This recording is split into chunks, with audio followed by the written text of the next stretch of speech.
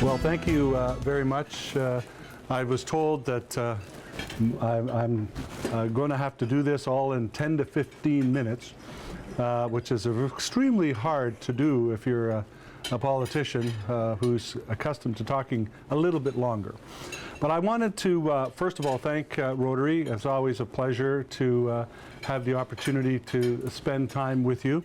And I, of course, follow Rotary and Rotary International very closely and the work that you do because as was mentioned, I'm the president of a group called Parlaméricas International, and it's all the countries in South America, Latin America, the Caribbean, Mexico and Cuba. So I chair a board of 22 countries out of the 35, and we talk a lot about development, a lot about international development, and Rotary, Canada's Rotary International comes up a lot, and that's because you're doing a lot of work there, and I just want to know that it's always an honor and very pleasing for someone like myself to have others from other countries mention the work that's going on.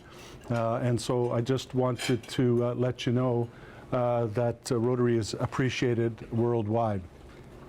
Today, in my short 15 minutes, I want to talk a little bit about a couple key issues that are going on. One of the most important parts of my job is to send our message to Ottawa and make sure Ottawa recognizes our unique structures of governance because we're such a large geographic area that of the Kenora riding. It's the largest riding, as you know, in Ontario. It's a third of Ontario's landmass, and so it's very rural, and so our issues a lot of the times is unique. And it's not one that you would find or talk about if you were downtown Toronto or Vancouver or some of the communities that are tended to get a lot of attention. My number one function really is to make sure that we don't get lost in the shuffle. And so I spend my time reminding people that 30% of the population generally live in rural Canada and have some unique challenges and unique needs. One of those, of course, as you know, is healthcare, and healthcare is a serious, one of probably the most important policy issue that we'll confront. And whenever you ask people to tell you which is their number one issue, they always tell you it's healthcare, because, of course, health is important to all of us. Health of our children, health of our parents, health of ourselves. And so I'm spending a lot of time talking to the government about how the federal government can be more involved in healthcare in the region and using First Nation people as the leverage, because we have a large Indigenous population. I use the opportunity to help their healthcare and the issues surrounding their health with what we're doing in municipalities and in the region generally, because as you know, about 70% of the hospitals and the healthcare system here is Indigenous clients. And so that's a big part of what we do. And so I think healthcare has to be a focus for someone like myself every day. The second part of my job, of course, and one that I take very seriously, is the development of the region as a whole. I told you last time, and I understand there's new members. Marty's out recruiting all sorts of people.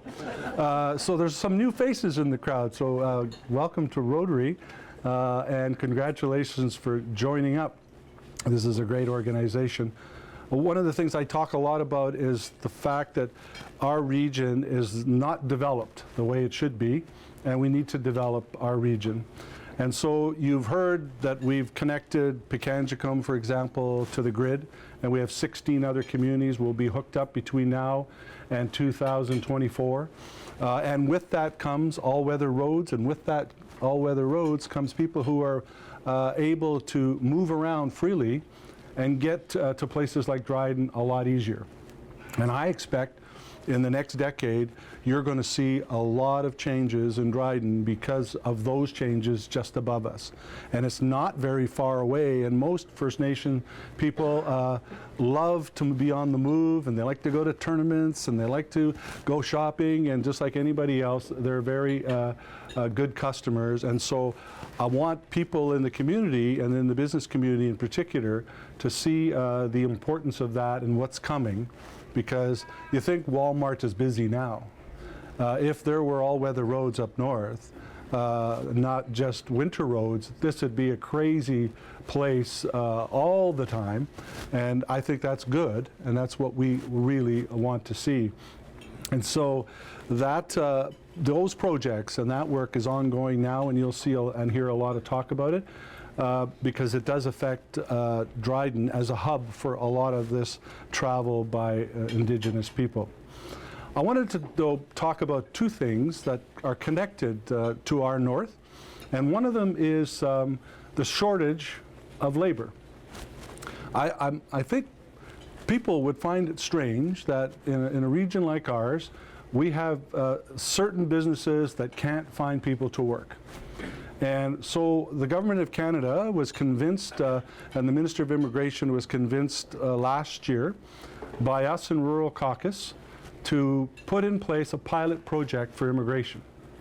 And so all the municipalities and the economic development groups that are in our region are all coming together to put an application in to be part of this pilot for immigration. So what that really means is that over the next few years, Dryden, Kenora, Red Lake are all working together to find ways to talk to the business community about what their labor shortage is and where we might get people to come to the region from wherever in the world to come as a skilled laborer to work for us, because there are significant labor shortages in certain industries.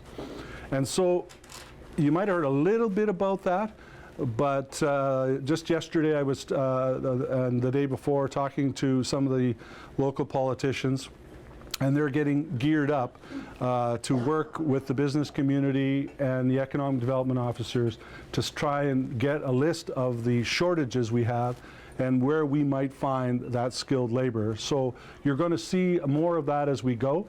And what does it mean, a pilot project? It just means that we are going to bypass the requirements of the province. And we're going to go directly to municipalities and businesses, and we're not going to have to go through the hassle of trying to figure out whether we have a, I'll just use the example that is one that I hear the most. We never can find chefs or cooks, but apparently we don't have a shortage. And whenever we go to the province to give us the okay to go and get a chef abroad or something, they all say, well, we don't have a shortage in that area. But if you go and talk to any business, any restaurant, they'll tell you that's one of their biggest problems. And I just use that as an example. And so we're going to start working on that area, because we're trying to get our economy to take off and to grow, and labor shortages are probably better than a high unemployment rate, but they're not any better if we can't get people to work in businesses and diversify our economy. So that pilot is now underway, and Dryden is part of it, and Dryden is part of that group.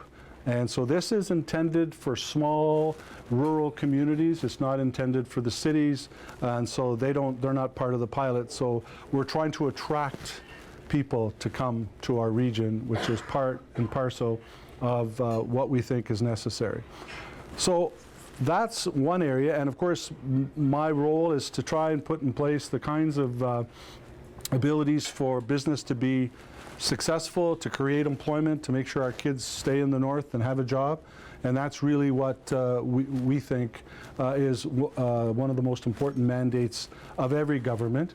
Obviously, social programs, the quality of life.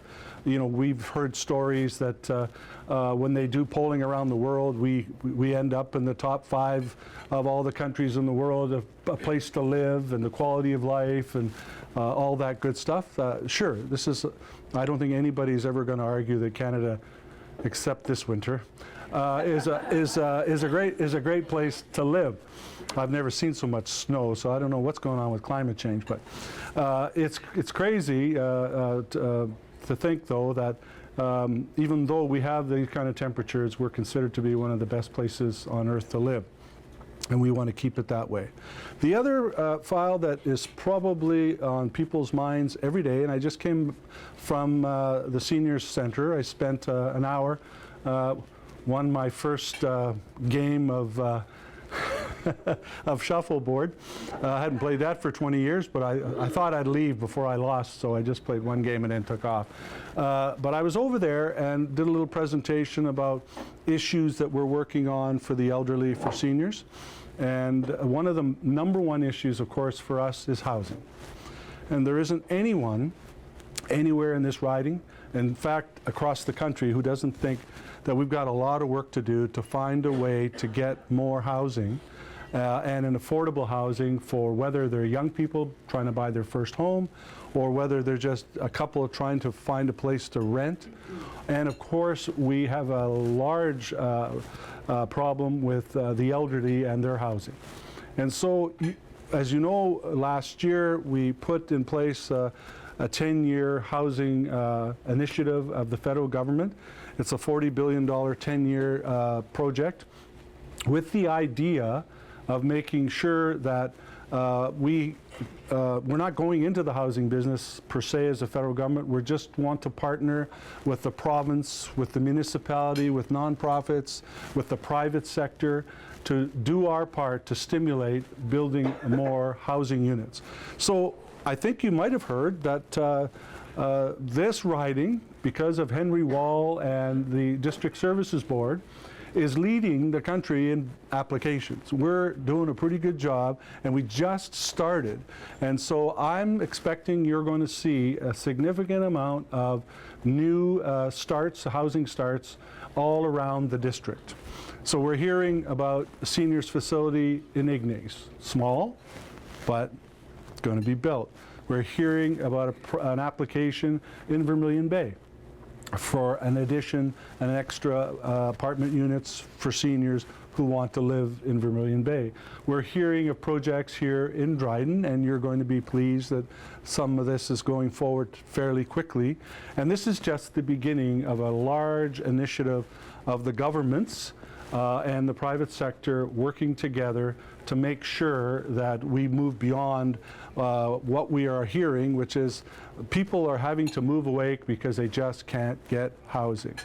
I still can't get over the phenomena of 150 plus people driving from Dryden to work in Sioux Lookout every day. It almost seems surreal because, you know, why would anybody do that? And they have no choice, obviously. So I'm not trying to encourage people to move to Sioux Lookout, but I am trying to encourage Sioux Lookout and others to build more housing units and more opportunities, because I'm told as well that there are literally hundreds of jobs available in that community that they can't fill. And they can't fill them because there's nowhere to stay, there's nowhere to live.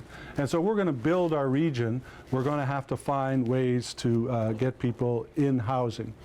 So that's coming along, I think, quite nicely, and we're getting great support.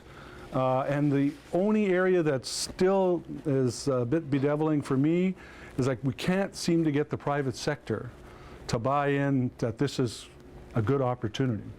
And we need to get more private sector opportunities because it can't just be government. And this is not just about subsidized housing. This is about market housing as well. And so we're not looking to create a whole bunch of subsidized housing and units as maybe we did years and years ago. So that initiative by the Government of Canada is intended to participate as a partner with the province and as I said, other levels of government. The other area that I wanted to mention today for you that I think is extremely important for all of us is the opportunity for us to get people in government to understand the unique infrastructure needs of our region and the competitive edge we're looking for. So you might have heard that in the last, I think it's 2 shuffles ago, been a lot of movement in cabinet these days, there is now a Minister of Rural Development. And we haven't had a real Minister of Rural Development, at least in the 30 years I've been involved in politics. We've had sort of a quasi person who was in charge of rural, but nobody whose job it was. So Bernadette Jordan, who's a member of Parliament from Nova Scotia, New Brunswick, is now our Minister of Rural Development. And her job is to make sure that we don't get left behind in the whole process of the abilities to build our region. I'll just give you one small example, and of course I use it every time I talk to you and anybody else, is broadband, is the internet, is cell phone range. I have the great honor of driving around this region on a regular basis, and it's the most frustrating thing to be out of service almost the minute you leave the community. So I drive out of Dryden. It works not bad on the Trans-Canada Highway. As soon as you turn off to Red Lake, gone. As soon as you turn off to go to Sulicow, gone. You don't get any, you can't do business in today's environment, in today's world, without that. And one of the key areas that Georgette is focusing on is making sure that rural Canada gets connected. And that's not something that we should say lightly, because it's pretty expensive if you use the standards of what other communities have in urban centers. And our biggest problem, to be honest, is technology keeps shifting and changing so quickly. The moment we say we're going to do it a certain way, it no longer applies, and it no longer is the technology of choice, because that's how quick our technology is changing around the world. But if we're going to get businesses, small businesses, and larger medium-sized business, and them growing, the only way we're going to succeed is if we have the same technology and infrastructure that everybody else has, so we can compete. And I always use the story of when you're out on the lake and you've got a cottage on the lake, and you're a business person and you can't connect to work, you're not going to live here, and you're not going to have a cottage here, because you need to work. Whether the kids are with you or not, at 5 in the morning, you log on and you get to work for 2-3 hours before they get up. And we're hearing that everywhere we go, that a lot of people are very frustrated. And I think that's an issue for all of us. Now, I know you've heard a lot about my debate with the provincial government, both the previous one and the new one, about twinning of highways. And the reason why I'm promoting twinning of the highways from the Manitoba border right across is because I think it's good for business, and obviously it's good. It's about safety.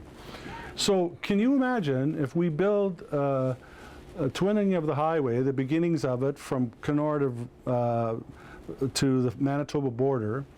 It opens up more tourism and cottage development towards Dryden, simply because the statistics tell us all the time that people need to get to their cottage within 3 hours if they're going to come on weekends.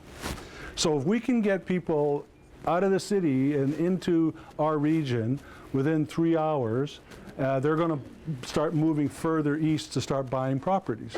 And that opens up more economics, and so it makes good business sense. And I know, because I've had to put up with this for quite a long time, the other project from Kenora to Vermilion Bay is the scariest road, or one of the scariest roads in our country. Now, some of my BC friends always get wound up when I talk like this in Parliament because they say theirs is, you know, equally bad, but I don't live there, so I can't honestly say if I'm 100% correct. But I've been driving that road for long enough to know that it needs to be fixed and developed. And we have to stop accepting sort of, well, this is good enough for us because we're a small population. I think we have to start saying we demand and deserve what everybody else just takes for granted. And so those are the kinds of projects that we're working on with the idea of making sure that we develop our region. I just want to make one other comment before I'm not following the time, so Marty's the one that's supposed to give me the hook. But I just wanted to, last week, a report came out that confirmed for us what we hoped would be the case when we put in the Canada Child Benefit and other programs, that over 800,000 people, families, have come out of poverty over the last 3 years. That's 20% of all the people who were in poverty before this government came in. To me, that in itself is reason to rejoice, because our job as Canadians is to make sure our neighbors don't live in poverty and everybody gets a fair chance to be successful. And it includes kids and everybody else that's part of that family. When you think that 20%, which is 850,000 families, are out, that still means we have a long way to go. But at least we're going in the right direction. And I think that's something to be pleased about and something to celebrate. And sometimes those kind of statistics get lost on all of us because we just go, wow, that's so, you know. But if we know people like who are in that category and are now doing better, that's reason to be proud as a Canadian.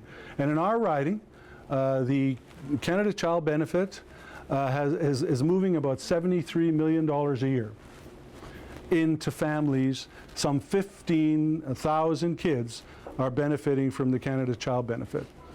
Yes, it's a big, one of the most expensive programs we've put in place in generations, maybe besides the CPP and a few other major programs like it, but it is having an impact. It is making a difference. And I think that's something for us to all remember. So again, I just wanted to give you those few ideas of what and things that we're trying to accomplish, and looking for your support as Rotary members to keep pushing your politicians locally and provincially and federally to get the job done, because that's what we're hired to do. Thank you very much.